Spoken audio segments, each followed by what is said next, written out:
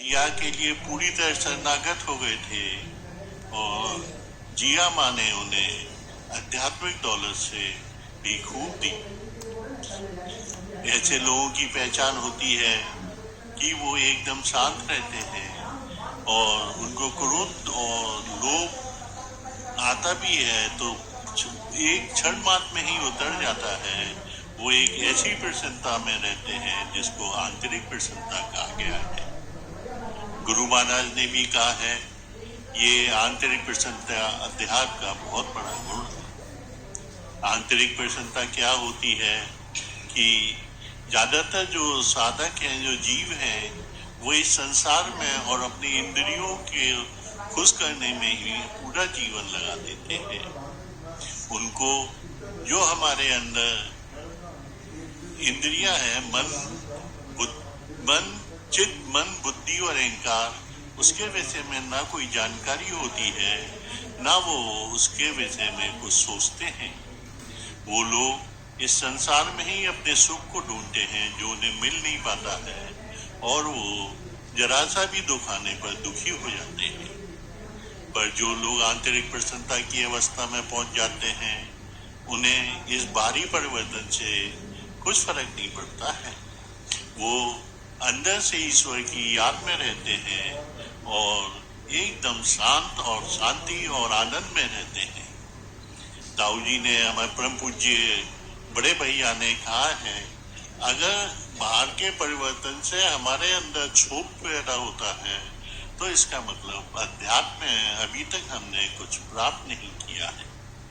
इसके लिए सबसे पहले जरूरी ये है, इस अवस्था को प्राप्त करने के लिए, कि हम अपने जीवन का लक्ष्य क्या है ये बनाएं।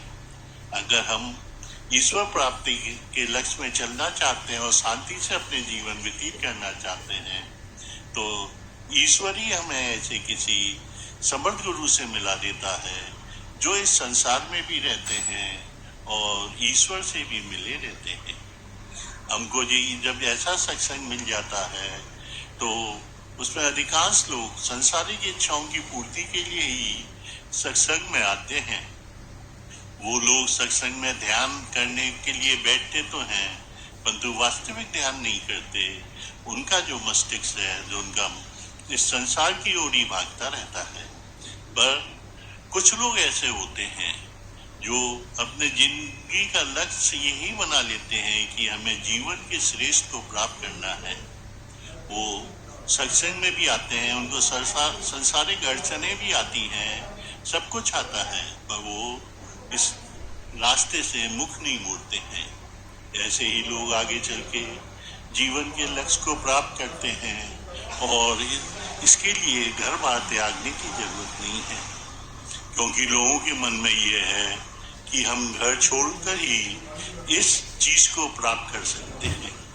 गृहस्थी इसमें बाधक नहीं है, इसमें सहायक है, पर गृहस्थी से हमको बढ़ती हुई आसक्ति को त्यागना है। हमें गृहस्थी के सारे कार्य करने हैं, पर अपने इष्ट, अपनी गुरु की आज्ञा को मानते हुए।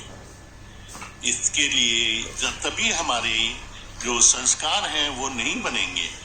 इस मार्ग पर चलने में सबसे जरूरी ये है कि जो हमारे संस्कार हैं इस जन्म के और पिछले जन्म के संचित संस्कार, उसको हम भोग लें। चाहे हमारे अच्छा कार्य हो, चाहे बुरा कार्य हो, उसका हमारा एक संस्कार बनता है और दोनों के वैसे ही फल मिलते हैं। पर जो साधक किसी समर्थ गुरु के शरणागत हो जाते हैं तो वो गुरुवान उनको ये संस्कार बहुत आसानी में भुगतवा देते हैं और उन्हें पता नहीं चलता। दूसरा ये है कि हमारे नए संस्कार ना बने। अब ये संस्कार कैसे नहीं बने? वो जब ही नहीं बनेंगे जब हमारे अंदर ये भाव खत्म हो जाएगा कि इस कार्य को हम करा रहे हैं। ये कर्तापन का भाव कहलाता है। जब कर्तापन का भाव खत्म हो जाता है तब दृढ़ता भाव आता है कि हमसे कोई शक्ति, हमारा इष्ट इस कार्य को करा रहा है। जब ये भाव आ जाता है तो उसका कर्तापन ही नहीं है, वो कुछ कार्य भी नहीं कर रहा है, इस संसार के सारे कार्य भी कर रहा है, पर एक अपने उस शक्ति के मान के कर रहा है तब उसके संस्कार नहीं बनते हैं और वो जीवन के अंतिम लक्ष्य को प्राप्त कर सकता है। परंतु इस अवस्था तक पहुंचना इतना आसान नहीं है, क्योंकि जो हमारा मन है वो चलायमान है, वो चारों तरफ भागता दौड़ता रहता है, वो एक स्थान पर कभी नहीं बैठता और माया के प्रभाव से जो उसका झुकाव है वो इस संसार की तरफ ही होता है। बस इसके लिए हमें उस मन को जो चारों तरफ भाग रहा है उसको एक स्थान पर लाने की साधना करनी पड़ेगी। जब इस साधना को हम करेंगे तब उस समय मन भी भागेगा, पर जब हमको ध्यान आए कि हम ध्यान कर रहे हैं तो हम उसको फिर उसी स्थान पर लाएं। हमारे पुराने संस्कार भी सामने आएंगे जिससे साधक घबरा जाता है और ध्यान छोड़ देता है। उसे ध्यान नहीं छोड़ना चाहिए। जब विचार एकाग्र हो जाते हैं तो फिर वो उस अवस्था तक पहुंचते हैं जब मस्तिष्क में कोई विचार नहीं रहता। यह अवस्था ध्यान की अवस्था कहलाती है और साधक एकदम इस अवस्था में शांत हो जाता है।